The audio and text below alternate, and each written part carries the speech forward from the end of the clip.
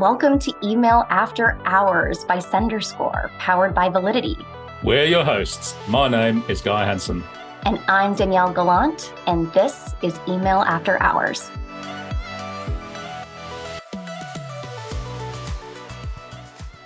We hope that everyone is ready to connect with their inner email nerd today because we are about to get technical.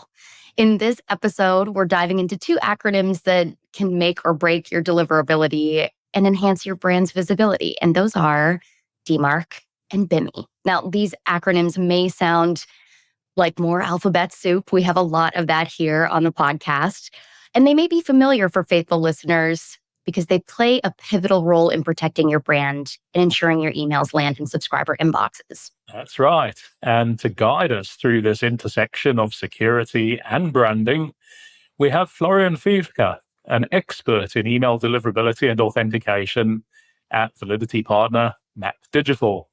Florian's day job involves everything from DMARC reporting to BIMI implementation, and he's here to share his insights on how these technologies can enhance your email campaigns.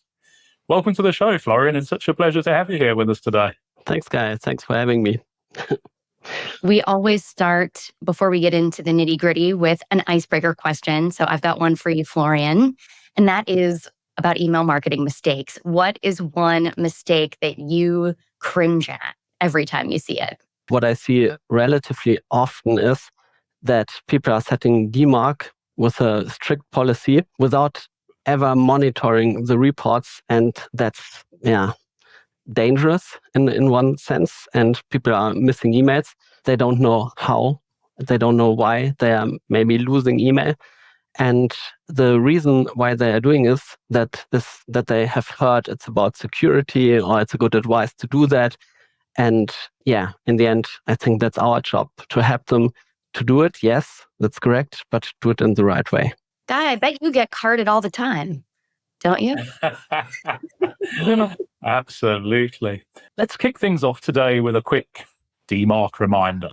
DMARC, more acronym soup, stands for domain-based messaging, authentication, reporting, and conformance. And at a high level, I guess you can think about it as an email authentication policy and reporting protocol.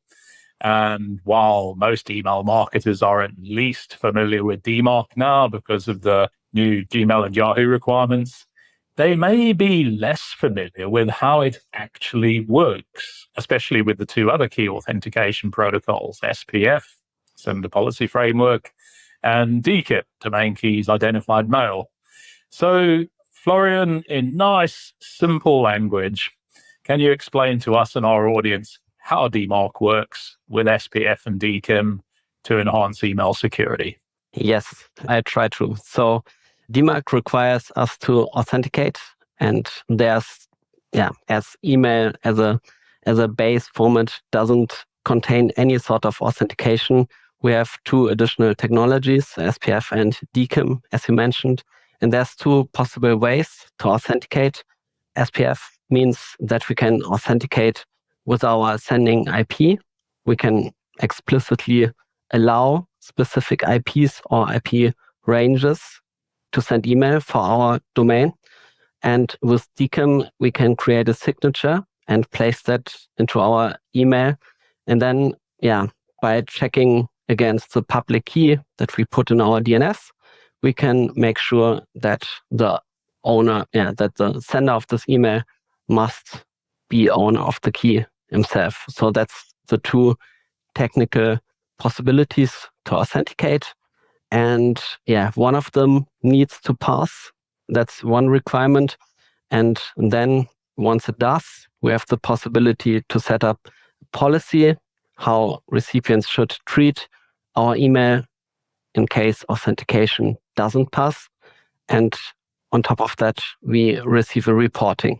And you already touched on this, but DMARC gives senders three options about how they would like messages that fail SPF or DKIM to be handled. So can you tell us about those three policy options and what each of them mean?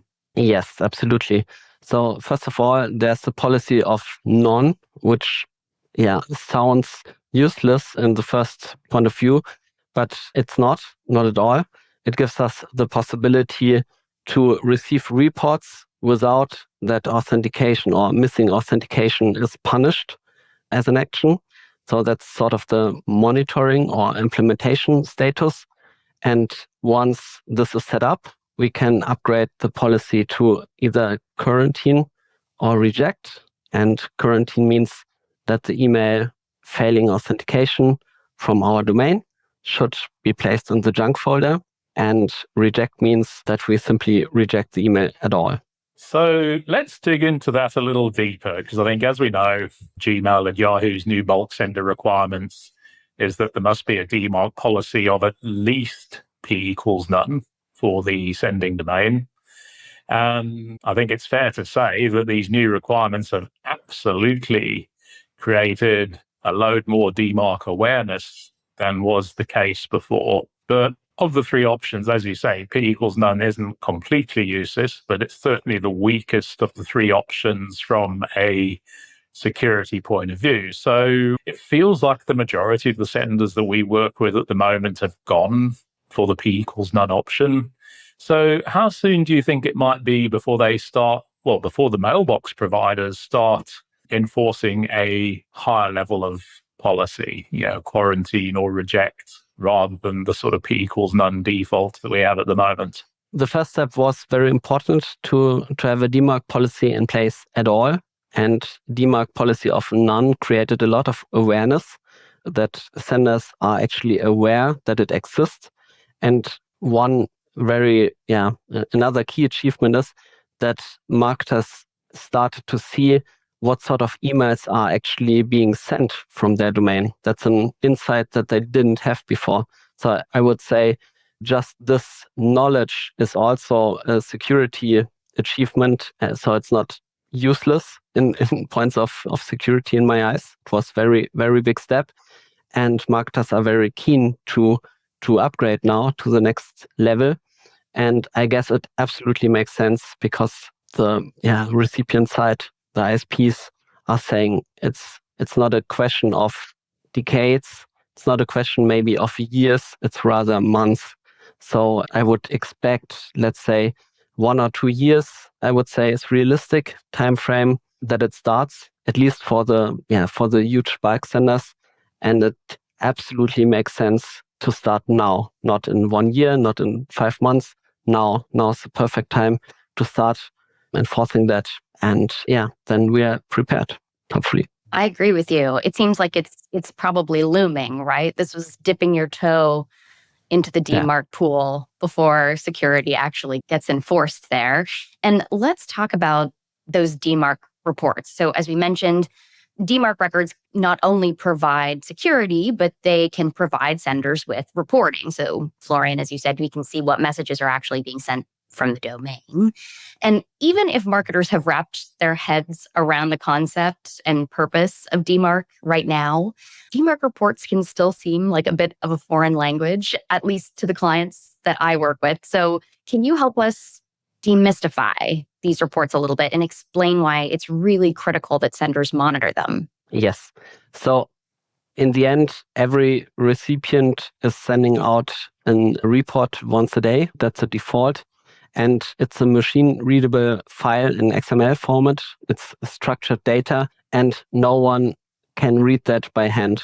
I mean, you can open it with a simple text editor and look into it, and we'll also find single information, but it's impossible to really have a broad overview about that. So it's a must-have to use a tool, and there's a lot of them in the market, and offers are ranging from free implementation or free monitoring to expensive offers with a lot of support and consulting.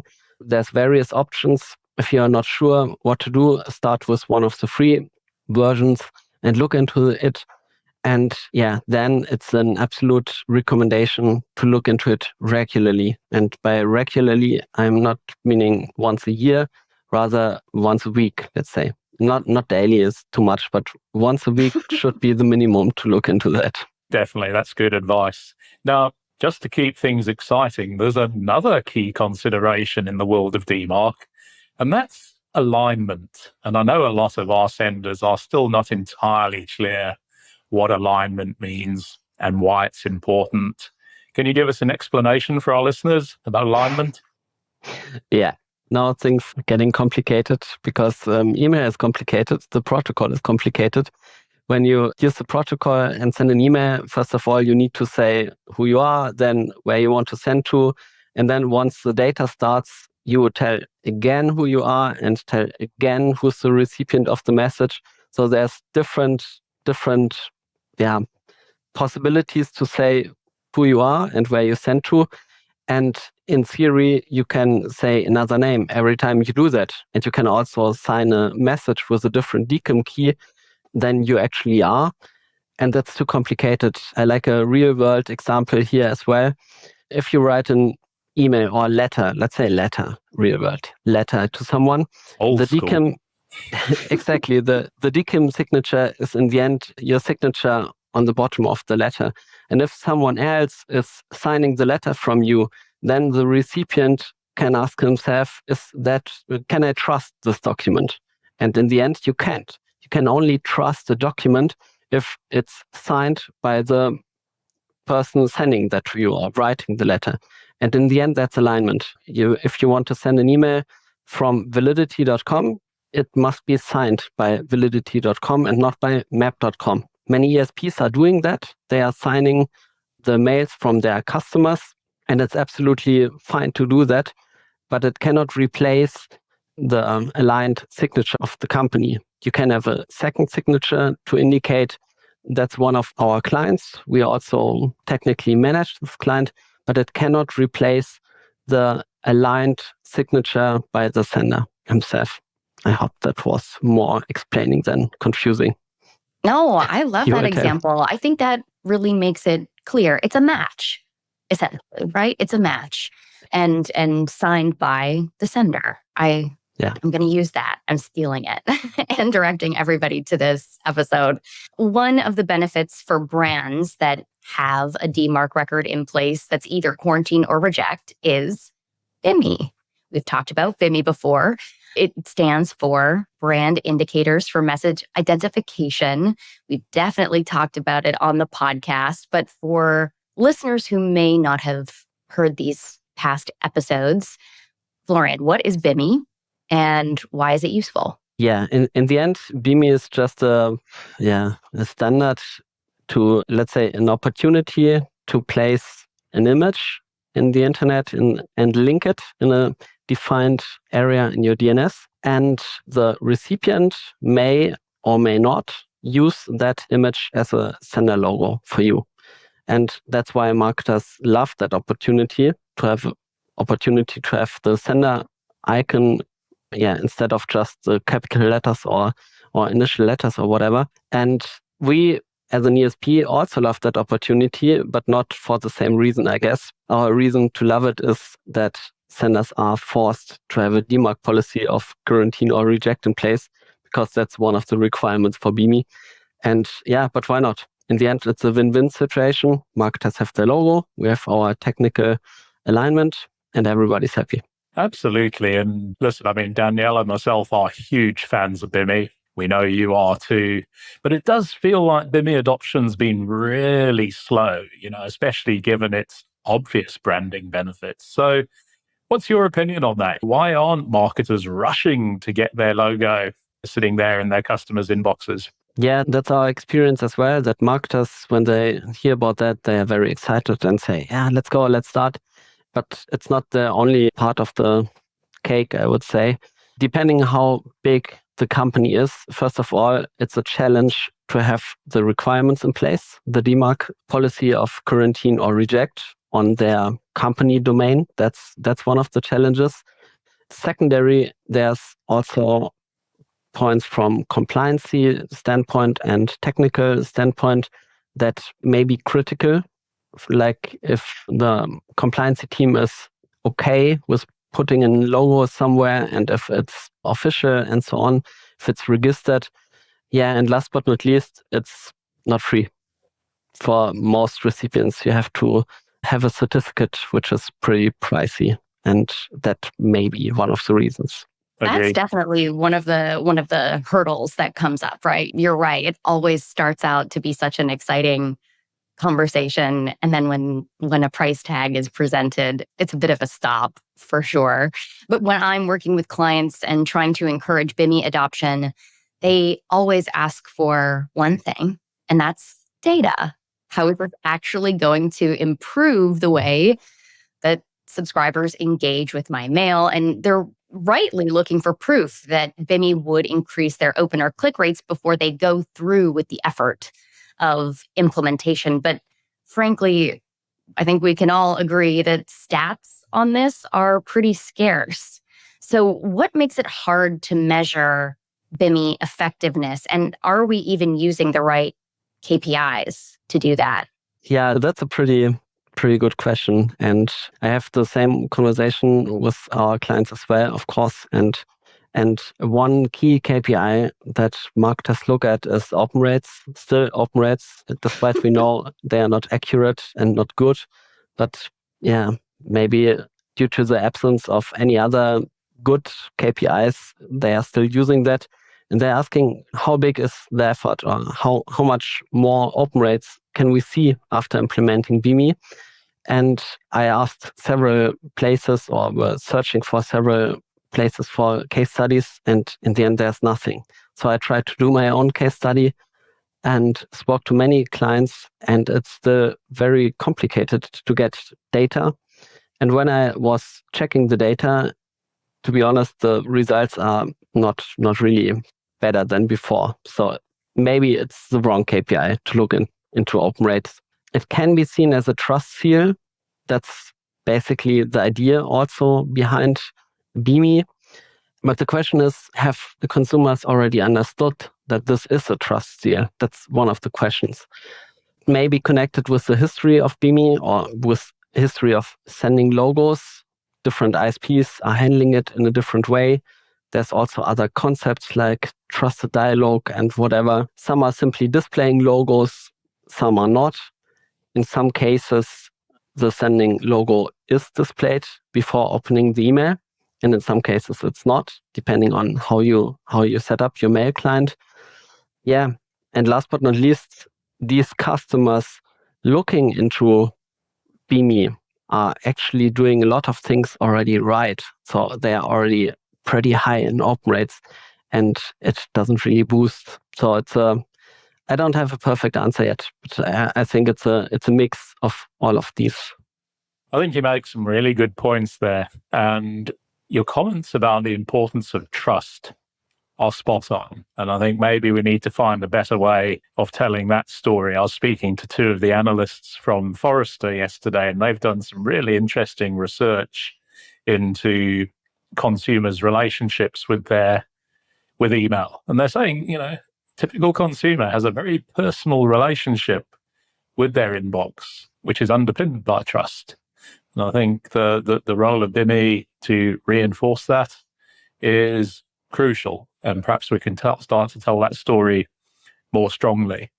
But also wanted to come back to a comment you made a few minutes ago when you talked about certificates, and just dig into that a little bit deeper, because we're now at a happy position where most of the B2C mailbox provider market does support BIMI. Email, Yahoo, and Apple will all display BIMI logos if the records are there. And that's probably 90% of the total email population that we're familiar with. But as you alluded to, for Gmail and Apple specifically, there's a catch, because in addition to a BIMI record, they also require a verified MARC certificate. And as you already mentioned, VMCs come at a cost, which is potentially a reason for inhibiting BIMI adoption.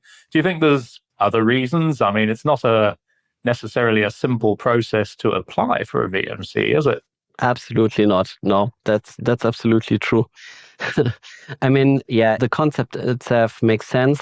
The question whether a domain belongs to a company, whether the company logo is official or not, needs to be answered by someone. And yeah, the biggest providers, Gmail, Apple, say we cannot decide that ourselves. We want to outsource sort of that decision, and therefore an external party has to issue a certificate for that, and they are doing some work as well, which must be paid by someone. Yes. And the whole process is complicated. It used to be more complicated even in the past when you had to consult a notary in a personal way, show your ID card, old-fashioned style. Nowadays, it's a bit easier, but still complicated to determine who's allowed inside your company to answer that question. Yeah, but especially for the small or mid-sized companies, cost is still a showstopper, especially when it comes to Europe, for example. I mean, in the US, most companies have one .com and they are done. And in Europe, usually companies operate with country code TLDs. And if you have 10 countries, you have like 10 certificates or one multi-domain certificate with 10 domains, which makes almost 10 times the price. And that's even worse in some cases. And given the certificate is around, I think, at the moment, like $1,500 per year for one domain, it can become a business case. And then we come back to the case study. How much money on top do we make if we invest these 15,000? And yeah, then that's a problem, or can be a showstopper, let's say. Go, Guy. I don't know what you're going to say, but I'm wondering if it's the same thing that I'm saying. Oh, I was going to make a very contentious statement, which is clearly we need to become the United States of Europe, and then BIMI will become a load cheaper. I think in my experience, two thoughts really. Nobody wants to get legal involved. No. That's my experience. Whenever you're going through any email program, the moment you mention, you may have to get your legal team involved to validate this trademark. It's kind of the end. And then the other thing I was thinking about is going back to what we were saying about trust and whether consumers even have any idea that in order to have a logo present, there is a security requirement that comes with that. I don't think they do. And so I'm thinking I wonder if talking about that check mark that shows up, that like verified check mark that now comes with BIMI would almost be a more effective way of talking about this with senders, or equally effective in terms of including the logo and getting that check mark, because it is something that subscribers are trained to recognize as an indicator of legitimacy, right? Even if you think about dating apps, you're looking at a verified profile because it has a check mark. So just food for thought there. I wouldn't know. I haven't used a dating app in a long, long time. Okay, listen. Might be revealing too much about myself here. But of course, I think it goes without saying, the three of us recording this episode, we would love to see greater BIMI adoption. And given all of these potential preventative issues that come up, like whether it's cost or the technical implementation or just being able to explain it simply, how are you doing that? What are your talking points or the key points you're trying to address when you're persuading your customers to implement BIMI? Yeah, so how we are approaching this is that we made it a habit to review the DMARC status of customer domains, and in the end, speak about that on every opportunity we have, business reviews, whatever, not only about the DMARC status of their sending domain that they use with us as an ESP, also their organizational domain, and just create some awareness what it is, what it means in the end, what they have currently set up. As I mentioned in the intro, some are not aware of that. They say, we want to make some secure thing, or we want to have a logo. That's why we implemented that. And we said, are you actually sure that this is what you want? So we create awareness, and then clients are turning from just asking, are we meeting the Yahoo requirements? They're turning into, that's interesting. We would like to know more about that. We want to understand that. We want to implement that. And then the more DMARC is implemented in a correctly way, the more BIMI becomes a low-hanging fruit. And we can also see Yahoo as sort of a free trial, because you don't need a VMC certificate for that. So you can start implementing it, see how it looks like, how it feels. And then, some clients decide to go the next step and implement a VMC, and some are not. Florian, this has been such a good conversation today, and it's fascinating sort of speak. It's always fascinating for us speaking to the experts and sort of learning about all those bits and pieces that we haven't necessarily thought of. And I think our audience today is going to take a load out of today's conversation. So thank you. But you're not quite off the hook yet. We started with a quick fire question and we finished with one too. So let me ask you, if you could travel back in time and give your younger self one piece of email marketing advice, what would it be? Yeah, first of all, thanks for having me. It was also much fun for me to be here, and thanks for that opportunity. And yeah, my closing comment is I would tell myself, implement the strictest possible policy as early as you can, because one day it will be a requirement and you just make your